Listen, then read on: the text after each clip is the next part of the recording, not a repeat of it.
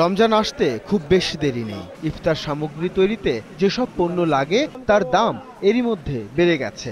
গত সপ্তাহের তুলনায় এ সপ্তাহে মসুর ডালের দাম বেড়েছে কেজিতে ৫ টাকা, ছোলা ৫ টাকা বেড়ে বিক্রি হচ্ছে ৮৫ টাকায়, বুটের দাম কেজিতে বেড়েছে ৫ টাকা।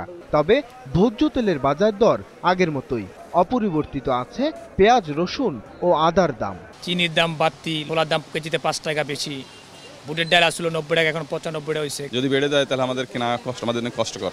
যোগান বেশি থাকলেও বেড়েছে মাছের দাম, বিশেষ করে ইলিশের বাজার বেশ চড়া। বাজার একটু বাড়তি, গেল সপ্তাহে ৫ টাকা কম গেছে, এই সপ্তাহে ৫ টাকা বেশি।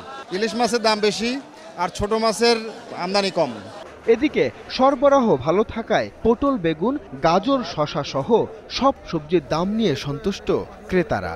সব মালের দামই মোটামুটি কম আছে, তবে কোনোটাই বাড়তি নেই। তবে ব্রয়লার মুরগি আর গরুর মাংসের দাম অপরিবর্তিত থাকলেও খাসির মাংসের দাম কমেছে কেজিতে ৫০ টাকা।